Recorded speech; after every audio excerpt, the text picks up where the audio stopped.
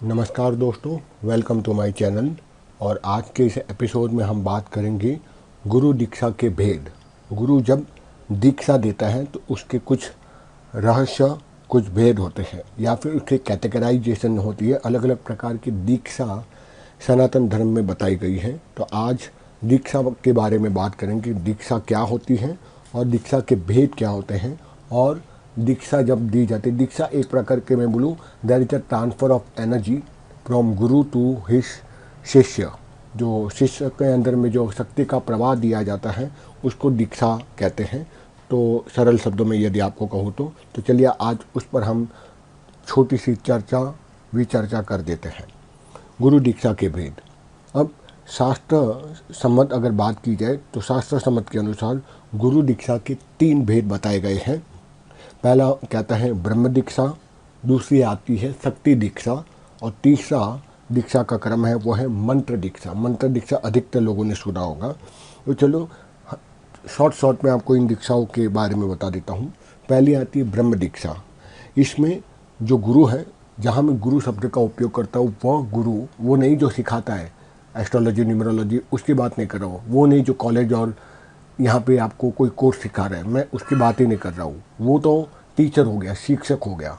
गुरु वो कहता है जो आध्यात्मिक चेतना देता है, जो स्वयं ईश्वरी दर्शन कर चुका है और अपने शिष्य को भी उस अवस्था तक लेके जाता है, उसको मैं गुरु कहता हूँ। जैसे रामकृष्ण परमहंस, विवेकानंद, स्वामी समर्थ, मोहम्मद साहब, जीसस क्राइस्ट, गौतम बुद्ध, इन सबको मैं गुरु मानता हूँ। तो इसमें मैं ब्रह्म दीक्षा की बात कर रहा था कि ब्रह्म दीक्षा में गुरु क्या करता है, साधक को दिशा निर्देशन करता है, उसको मेंटरिंग करता है और उसको बहुत सहायता देकर उसकी कुंडली को प्रेरित करता है जिससे कि वो जागृत हो जाए। और कुंडली में होती है मुख्य रूप से, कुंडली जागरण में 3 नाड़ी मुख्य मानी गई है। वैसे 72,000 नाड़ी हैं, उसमें से 10 नाड़ी मुख्य है और उसमें से भी 3 नाड़ी अति मुख्य है, ईड़ा, पिंगला, सुषुम्ना। और बीच की जो सुषुम्ना नाड़ी है उसके अंदर कहते हैं एक और सूक्ष्म नाड़ी रहती है, वो ब्रह्म नाड़ी मानी जाती है। कुंडलिनी उसी ब्रह्म नाड़ी का भेदन करते ही ऊपर की तरफ बढ़ती है। तो उस ब्रह्म नाड़ी के माध्यम से कुंडलिनी जागृत करके जो महादेव स्वरूप शिव है, उस कुंडलिनी को परम शिव की ओर प्रेरित करती है और उसको आत्म साक्षात्कार करा देती है। इस जो क्रिया को हम दीक्षा के स्वरूप में ब्रह्म दीक्षा भी कहते हैं और कुछ लोग इसको ब्राह्मी दीक्षा भी कहते हैं। ये पहला प्रकार। अब बात करता हूँ दूसरा प्रकार, शक्ति दीक्षा। इसमें जो सामर्थ्यवान गुरु हैं वो साधक की भक्ति, उसकी श्रद्धा और उसकी सेवा से जब प्रसन्न हो जाते हैं, तब केवल अपनी भावना और संकल्प के द्वारा ही, दृष्टि के माध्यम से या स्पर्श करने के माध्यम से गुरु को अपने समान सामर्थ्यवान बना देता है। और इसलिए इसको शक्ति दीक्षा भी कहते हैं, इसको वर दीक्षा भी कहते हैं और इसको कृपा दीक्षा भी कहते हैं। अब मैं तीसरे पे आता हूँ, वो है मंत्र दीक्षा। जो अधिकतर लोगों ने सुना होगा कि मंत्र के रूप में जो नॉलेज अर्थात जो ज्ञान है, जो ज्ञान दीक्षा है, अथवा गुरु को जब मंत्र दीक्षा दी जाती तो मंत्र के माध्यम से गुरु मंत्र जब शिष्य को कान में दिया जाता है या उसको विधान के साथ जब मंत्र प्रदान किया जाता है, उसे मंत्र दीक्षा कहते हैं। इसमें गुरु सर्वप्रथम अपने शिष्य को या उस साधक को मंत्र दीक्षा से दीक्षा देते हैं। उसके पश्चात उस शिष्य को अर्थात जो साधक है उसको ग्राहक, उसकी क्षमता यानी ग्रैस्पिंग पावर देखकर, उसकी योग्यता को देखकर, उसकी श्रद्धा भावना, भक्ति और सेवा आदि को देखने के बाद ही वो निर्णय लेता है कि आगे की जो हाई लेवल की दीक्षा है, ब्रह्म दीक्षा व शक्ति दीक्षा देनी है या नहीं देनी। इसीलिए हम कई बार देखते हैं कि एक गुरु के बहुत सारे चेले होते हैं, बहुत सारे शिष्य होते हैं, परंतु हर किसी का सेम स्तर नहीं होता है, सेम लेवल नहीं होता। इसलिए सबको अलग अलग विद्या, अलग अलग दीक्षा, अलग अलग विधान दिए जाते हैं, अलग अलग साधना दी जाती है।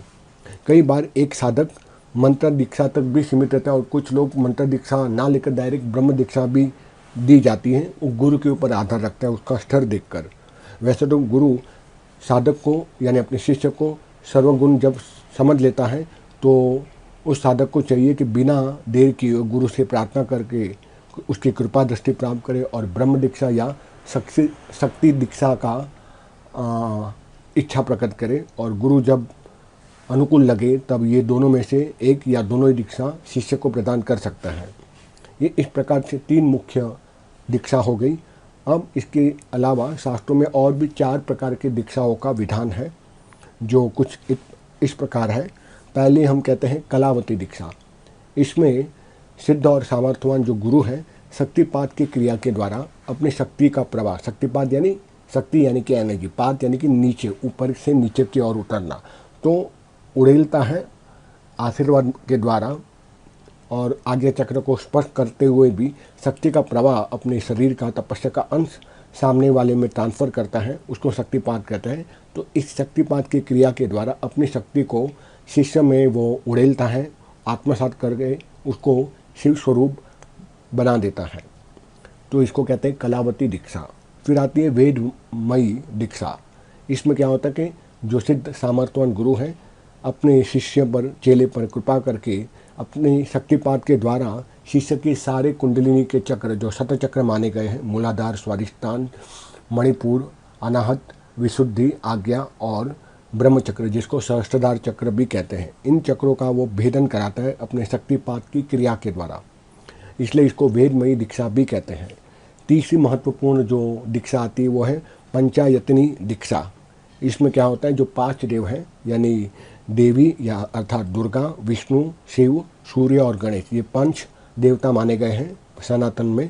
इनमें से किसी एक देवता को प्रधान देवता मान के जो पूजा की वेदी होती है उसके मध्य में उस देवता को स्थापित किया जाता है और बाकी 4 जो देवता हैं उन चारों देवताओं के एक वेदी के एक एरिया पर उसको स्थापित करते हैं मंत्रों के द्वारा, और उसके बाद अपने शिष्य के द्वारा पूजा और साधना करवा करके दीक्षा दी जाती है। उसको हम नहीं मतलब शास्त्रों में पंचायतनी दीक्षा कहते हैं।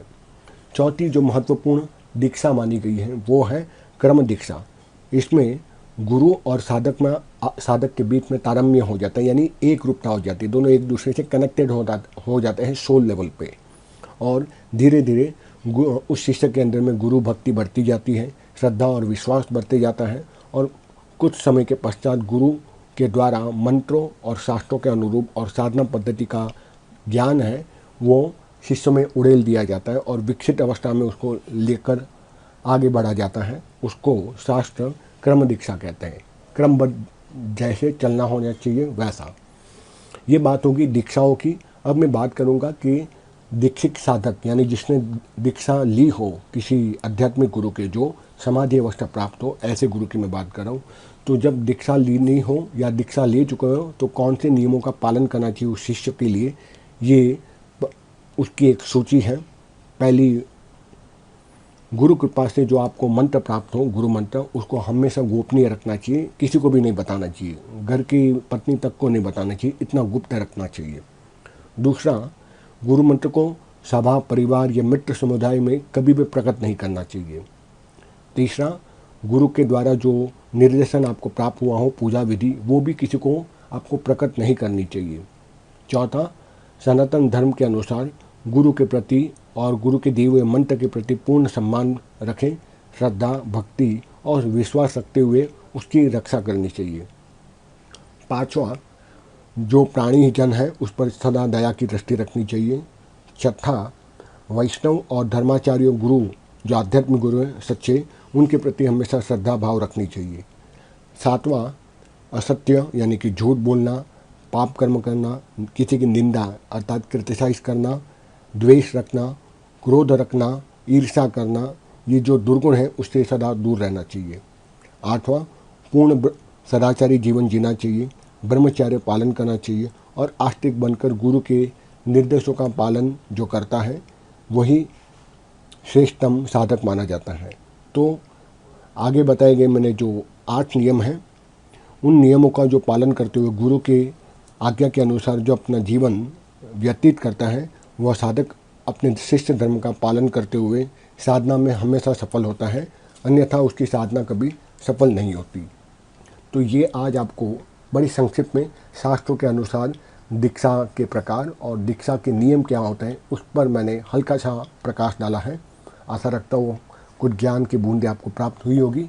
अच्छा लगे तो शेयर कीजिएगा और आपसे अब अलविदा लेता हूँ। और आप सबके अंदर में बैठे इसी परमात्मा को प्रणाम करते हुए आपसे विदा लेता हूँ और मिलता हूँ अगले एपिसोड में नए तथ्य और नई विषय धारणा के साथ। मुझे सुनने के लिए धन्यवाद।